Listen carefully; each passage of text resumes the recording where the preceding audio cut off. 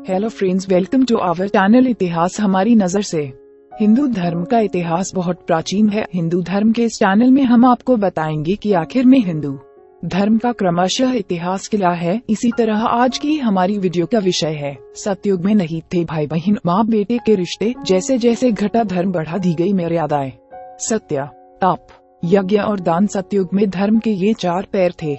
सतयुग में धर्म गाय के रूप में रहता था, जिसके ये चार पैर थे। गाय नैतिकता का प्रतीक थी। जैसे जैसे समय बीतता गया धर्म की हानि होती गई और चार पैरों वाला धर्म घटता गया। इसलिए ऊपर वाले ने जैसे जैसे धर्म की हानि हुई मर्यादाएं बढ़ानी शुरू कर दी। सतयुग काम में लोग रहते थे। आश्रमों में किसी तरह की न तो बीमारियां थी और न किसी में वैर भाव। कोई श्रमिक भी नहीं था, क्योंकि इच्छाओं की पूर्ति मनोबल से ही हो जाती थी। लोगों का काम सिर्फ भगवान की भक्ति और सत्कर्म करना था। कोई झूठ नहीं बोलता था, सबका इंद्रियों पे था वश। औसत उम्र होती थी 4000 साल और लंबाई 40 फुट के करीब।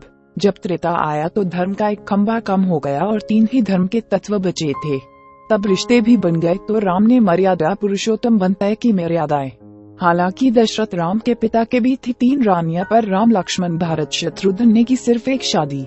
धर्म की मर्यादा बनाए रखने के लिए ही यह जानते हुए भी कि सीता पवित्र है। पर हर कोई औरत सीता नहीं होती जो माया सीता बन अपना सतीत्व बचा ले। इस कारण महिला और पुरुषों में सम्मान की भावना जगाने के लिए किया था मनोविपरीत त्याग।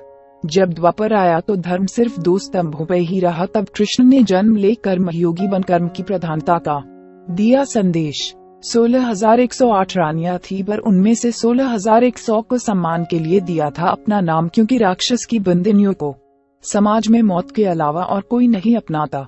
8 पेट्रोनियों ने मान लिया था पति उन्हें और जबरन की जा रही थी पापियों से शादी, तो कृष्ण ने भगाया उन्हें और फिर सम्मान के लिए किया विवाह।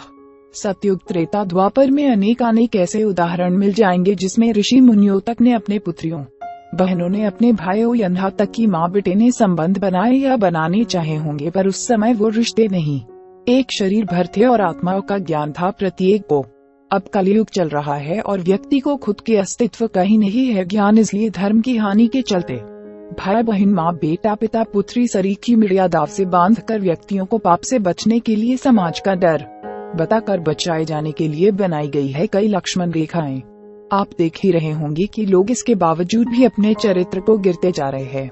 काफी लोग तो इस चलते धर्म भी बदल रहे हैं जिनमें मर्यादाएं कम हो, कि धर्मों में सगे रिश्तों को छोड़कर सबसे शादी, चाहे जितनी शादी, अगर शादी तोड़नी हो तो तुरंत बिना बंदिश और डर के तोड़ो।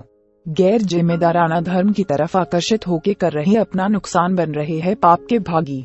कलयुग भगवान को पाने का सबसे आसान समय है। सिर्फ नाम संकीर्तन से ही मिल सकती है जन्म मरण के चक्रों से मुक्ति। हम उम्मीद करते हैं कि आपको इस चैनल के माध्यम से रोचक जानकारियां दे सके।